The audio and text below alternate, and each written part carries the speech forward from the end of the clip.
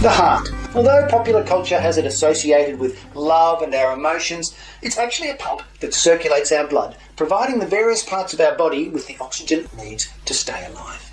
The right ventricle pumps blood into our lungs through the pulmonary circuit, where it's oxygenated, while the left ventricle supplies all body tissues through the systemic circuit.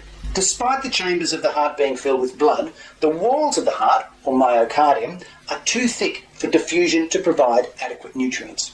Remember that your heart is beating around 100,000 times a day, so it's essential the heart has a good supply of oxygenated blood to keep our cardiac muscle cells alive. The heart makes up around 0.5% of our body weight, but needs around 5% of the body's blood supply. Thus, the heart has a network of arteries and veins that comprise our coronary circulation. Arising from the aortic root are the right and left coronary arteries. These arteries then divide into a number of branches. It's worth noting that several coronary arteries have more than one name. For example, from the right coronary artery arises the right marginal artery, also known as the acute marginal artery. Also branching from the right coronary artery is the posterior descending artery, known also as the posterior interventricular artery because it runs along the interventricular septum. However, different people have different configurations of their coronary arteries. While in most humans the posterior descending artery comes from the right coronary artery, in some people it's connected to the left coronary artery, and on rare occasions it arises from both the left and right. Arteries arising from the left coronary artery include the left anterior descending artery or anterior interventricular artery, the left circumflex artery, and the left marginal artery, also known as the obtuse marginal artery. This network of arteries divide further into atrioles and capillaries that nourish the myocardium, with blood being returned to the heart via cardiac veins which join to form the coronary sinus, which empties into the heart's right atrium, ready for a return journey to the lungs. Interestingly, while it's during systole, when the ventricles are contracting, the blood is provided through the pulmonary and systemic circuits, blood is actually delivered to the myocardium during diastole, when the heart is relaxed. The reason being that when the ventricles aren't contracting, the coronary arteries are compressed, which makes it difficult for blood to flow through them. Indeed, during systole, the aortic valve is open, and the anastomoses between the aorta and the left and right coronary arteries are covered by the cusps of the aortic valve.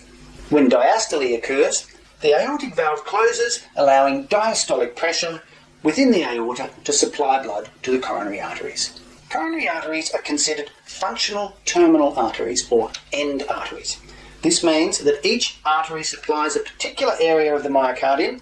There's very little anastomosis or overlap between the various arteries and the tissue they supply. One consequence of them being end arteries is that if an occlusion or blockage occurs in a coronary artery, the impacted tissue does not have an alternative source of blood supply and can become ischemic. Indeed, the leading cause of death in Australia is ischemic heart disease, which is usually caused by what's known as atherosclerosis.